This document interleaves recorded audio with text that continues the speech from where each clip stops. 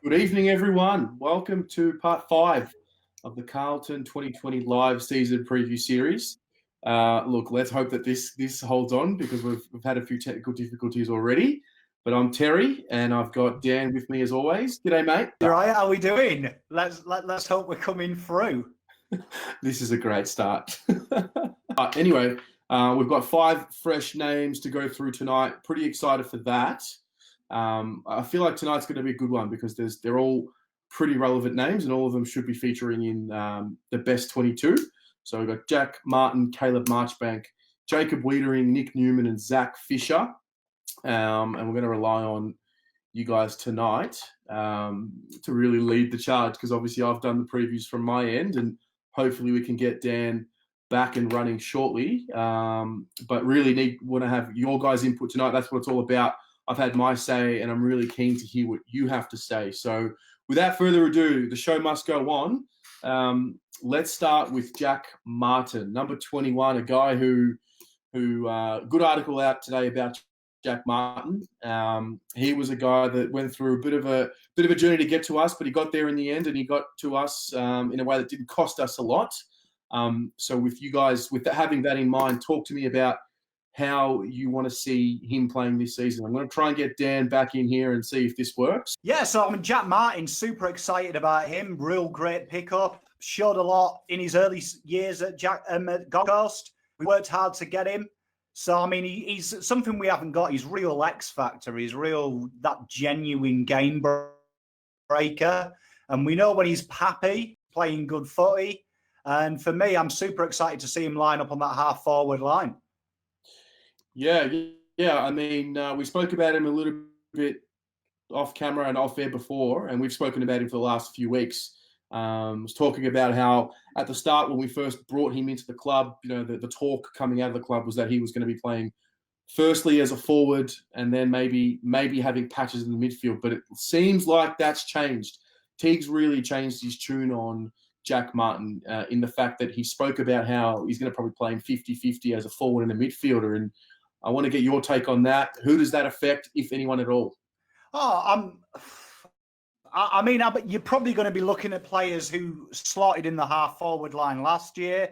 So, you'd say Jesus would be the perfect foil for him because they can both rotate through that mid. And I would also say that maybe Zach Fisher might be looking over his shoulder a little bit, players like that. But, for me, I think it's going to make a real shootout for that position. It's going to make a real competitive spirit. There's talk Paulson going to the half-back line. So you can see Carlton are already preparing for that. Yeah, look, further to your point on Fisher, I like it. I think what it does, if anything, it allows Fish to go play as a midfielder full-time. I think he plays his best football on the wing for me. I think he's got evasiveness. He works pretty well in tight spaces as well. From his first year, I remember the back end of his first year, he was just in phenomenal form before he got injured. So for me, I think he's more of a type wing player who can get inside 50. So I think it really opens the door for Carlton to heavily rotate these wingers with the half forwards. You throw in players like Newman as well, who can play midfield and half-back flank. All the top teams, GWS, West Coast, they rotate their wingmen with the forward line and the half-back line, and it creates difficult matchups. It means players don't get used to being on the same matchup. It's a real good attacking thing. So I'm excited about seeing that. Yeah. He looks pretty sharp at training. He looks like, we've spoken about it as well, a guy that looks like he's really settled in. He's training with a smile on his face. He looks comfortable. Obviously, having Eddie there is a big factor for him, as he's noted himself. So, yeah, all the talk coming from the coaches is about how he trains with intensity, how he's good overhead, how he's good in the midfield, and how they have to really ramp up his opportunity because he's probably obviously impressing at training. So I'm pretty pumped to see this guy. What's the metric for you? Is it possessions? Is it goals? How do you measure his performance this year? I think a player like Jack Martin, I think you can't judge him like you judge other players where you want a continual output. For me, I would judge Jack Martin on he's a kind of player that drifts in and out of a game. So it's them X factor moments. So, if we lolook at Jack Martin, I'd say par for Martin would be around 20 touches.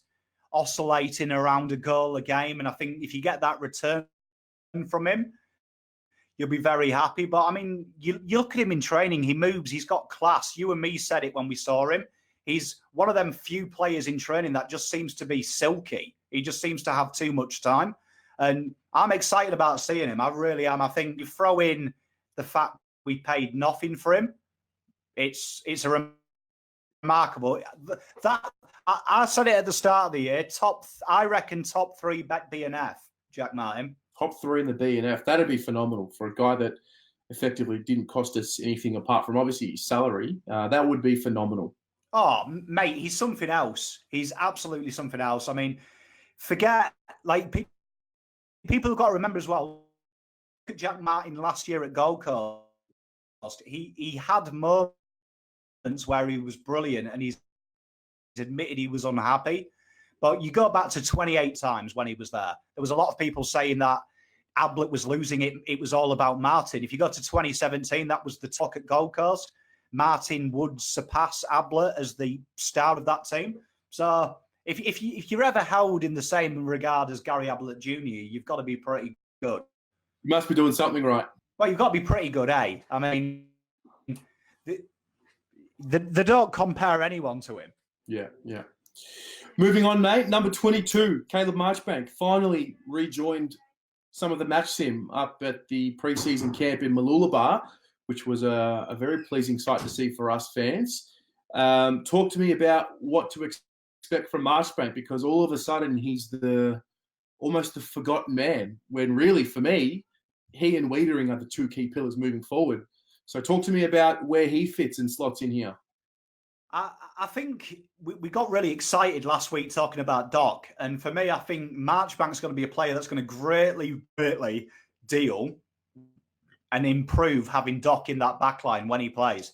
I think it allows him to have a bit less pressure because Doc does his role very well. It gives Marchbank more time to focus on his craft. For me, Marchbank and Plowman, they're going to be in a shootout for that final position.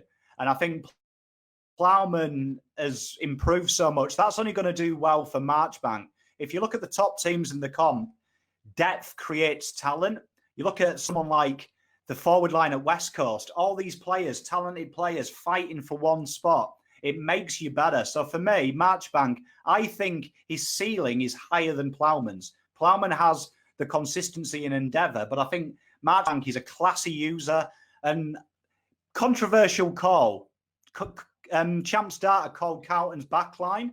What was it? The 15th best in the comp? Yeah. I would say with personnel, I'd have it as 5th.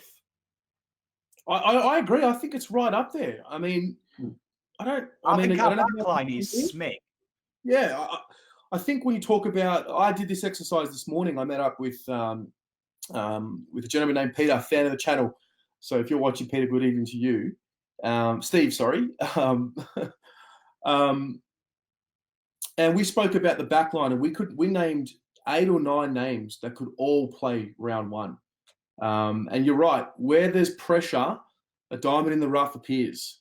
Oh, mate, for me, that's it. When there's competition for places, no one can be complacent. No one can, go to VFL and be average. They've got to knock on the door, bang on the door. They've got to improve their game. There's more willingness to improve them little 1%ers.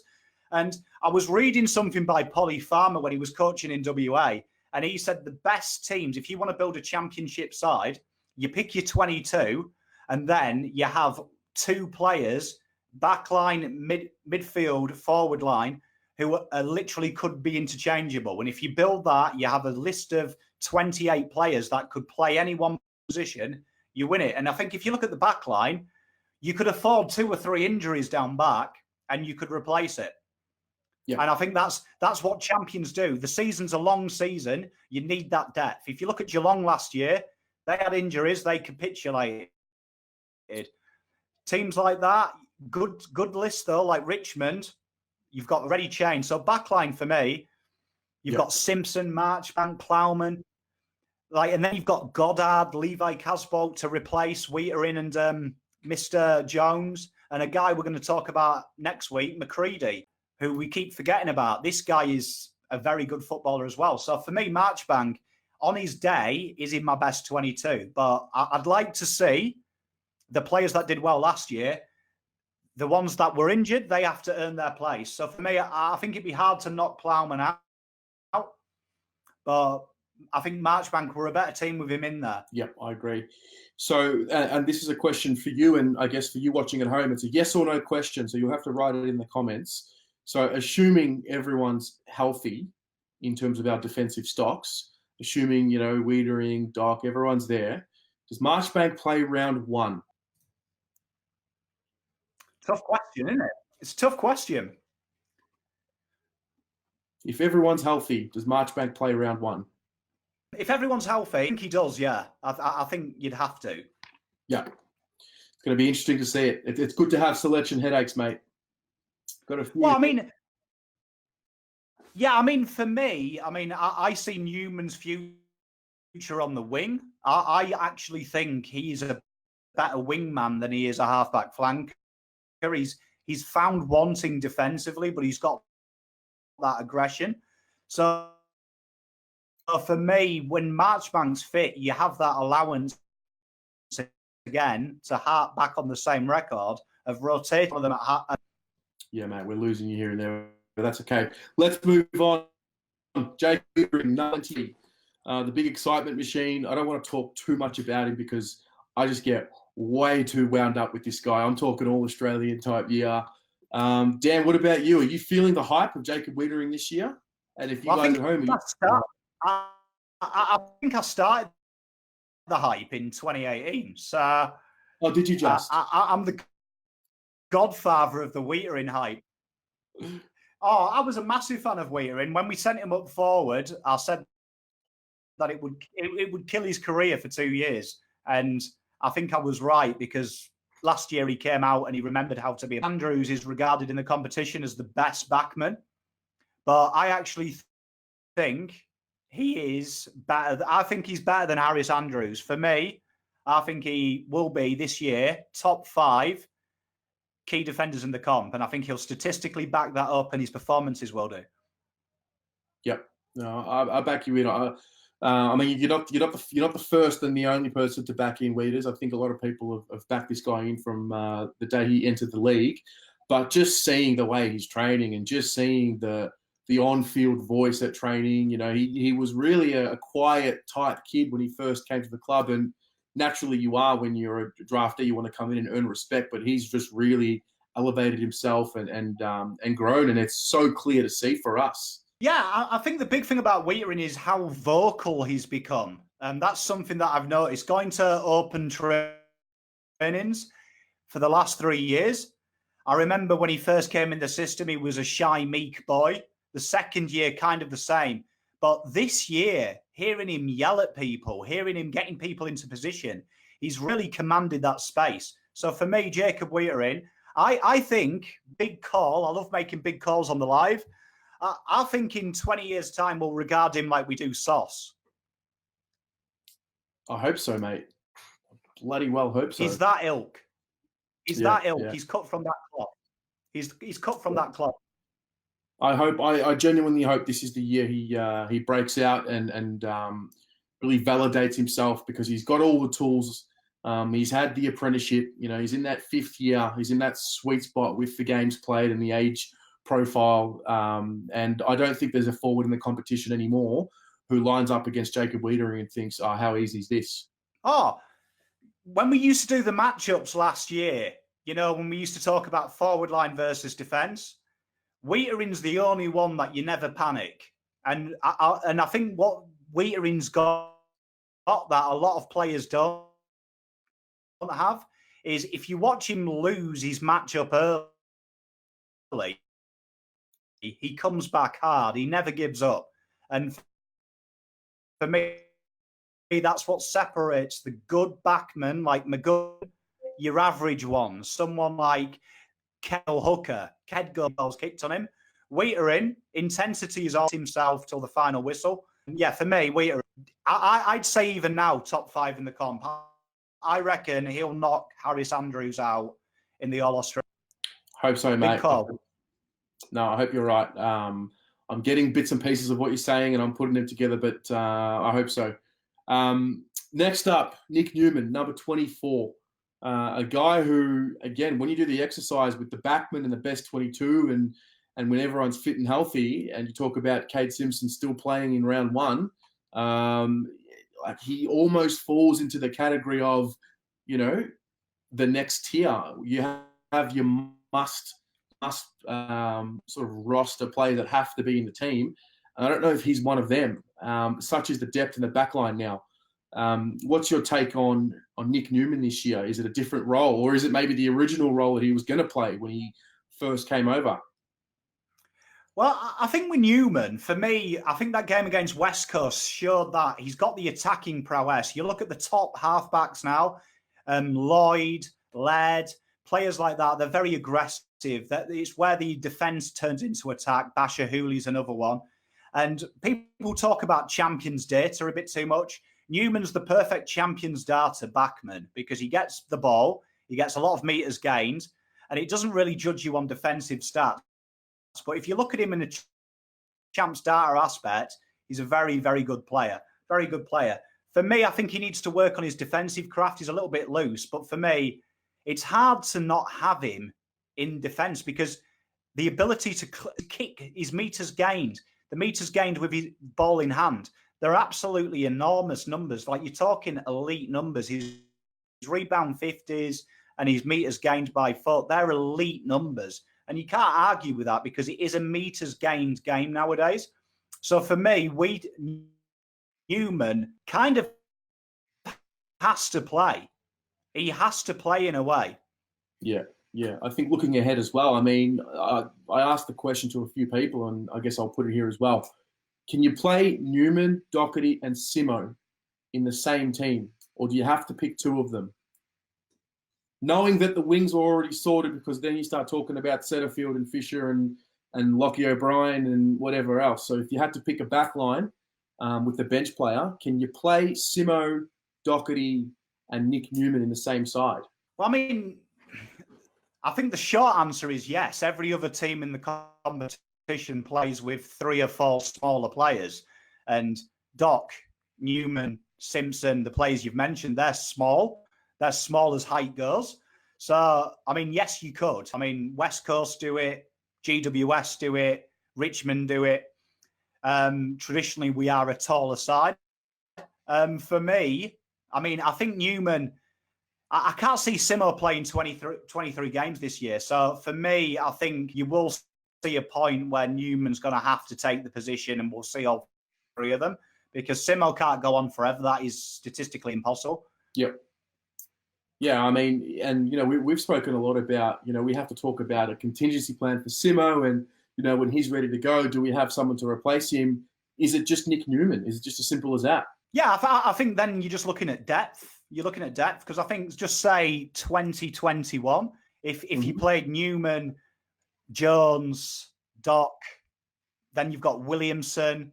Do you know what I mean? You've got the cover there, Marchbank, Plowman. You've got a lot of the smaller guys there to go with Jones at the back. So for me, I think it's already there. I do think it's already there. But for me, good backlines play together. That's the thing. You look at West Coast, something like 6 of them are in the same backline 90% of the time. It's how a good, efficient backline works. So for me, there is going to come a point where you'll see all them. But for me, yeah, Newman, when he's got Doc there as well, he's going to probably be a lot more positional savvy. That's something Doc does very well. And an underrated statistic from Doc that he organises a backline better than anyone we've ever seen for a while. Mm-hmm. So for me, that's where Newman sometimes goes astray. But, I mean, that kick, meters gained, the guy is an absolute superstar.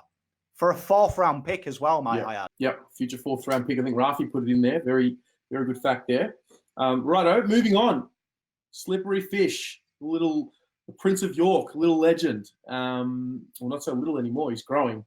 I'm really bullish about Fish. I think initially when I saw the Jack Martin news, I thought it was a bit of a danger for him because I felt like we were going to try and push forward with this forward mid role. I think he's a midfielder. I think the only reason we played him forward was just because he wasn't fit enough at the start. But I think that footwork He's going to be useful on a wing and in the midfield. But again, open to discussion on this one. Where do you see Fish playing? Me personally, I see him on the wing as well. Interesting, if you remember when we did our post-season analysis, Fisher was one of the few players that actually suffered statistically under Teague from the role change. Because if you remember, Bolton liked to play him on the ball and on the wing. For me, I think Fisher does his best work in and around the ball on the outside. He likes to run inside 50, and that's something we lack at Carlton, goal-kicking midfielders, but we know he does it. We know he gets in there, boots it inside 50. He loves a snag. For me, that's where I see him. I think on the wing is the perfect spot for me. I like him as a midfielder. Yeah. I think also he represents, I mean, everything, as much as we all want to say that you just get better every year, it just doesn't, it's very rarely do things just grow in a linear way. So he's had a pretty decent first year considering where he was drafted. I thought 2018 took his game to a whole new level. We had a little bit of a stagnation, if you want to call it, once Teague came through, and obviously role change and new environment and whatnot. And I just think he's on an upward curve because he's had another full preseason. So there's another layer of running power. Entering that fourth year as a midfielder. Now he's got 3 full years worth of draftees who are younger than him that are in the league that he's going to be playing against. And I think he's going to start emerging. I really think him and Samo can really break out together. Oh, 100% agree with you there. I mean, like, when we talk about linear statistics, and it really annoys me because there's a myth in the AFL, the third year is the year you break out. And traditionally, that's not the case. It's your fourth year. Usually the best players break out the fourth year. And it's usually, you see, they have like either a plateau year 2, plateau year 3, and then there's a jump. So for me, I think that Fisher is primed for the jump. And you've got to remember his best mate's captain now, Cripper. And that has an effect on a player in a positive way, because when Cripper's saying, come on, boys, we need a lift. If your best mate's saying we need a lift, you want to do it for him. And for me, I see Fisher. I really do see Fisher. He has a habit of finding it as well. I'd rather see SPS. If we're going to talk about moving players forward, I like the idea of SPS forward over Fisher. I think Fisher's got the nous, the calmness, and particularly he likes taking the game on. So for me, Fisher is that kind of player you definitely need in the Carlton team. So big shout out to Zach Fisher. He's a good link man in traffic. He's really good at opening space with handballs and whatnot. The other thing about him I noticed at training, he's really a man of the people. Like when it comes to sort of when they finish open training and they go and sign autographs and whatnot, he calls people out by name that obviously go to training a lot. Like, hey Jimmy, how you going? Like he's really boisterous like that. I saw a comment here. I think Michael Howe spoke about how he feels like he wants to head home. He doesn't feel like his heart's in it. He says he hopes he's wrong. I hope you're wrong as well, Michael. I don't know. I haven't seen that from him, but it's an interesting take. Do you feel like there's any go-home factor with him? He is home. Isn't he a WA boy, though? No, but he is home. Carlton's the home of football. Why would you want to go anywhere else?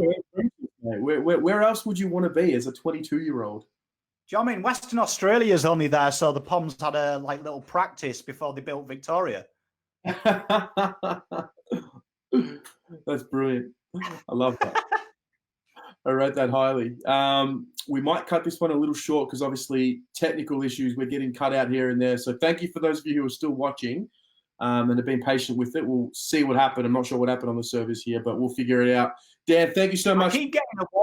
I do keep getting a warning at the top of my screen saying server overload. So I don't know if there's delays. It says here delays probable. So I don't know if that's what it is. All good, mate. We'll figure it out. We'll fight to live another day. Thank you very much for your time, mate. And thank you, everyone in the audience, for your participation. We'll see you next time. Go the Blues.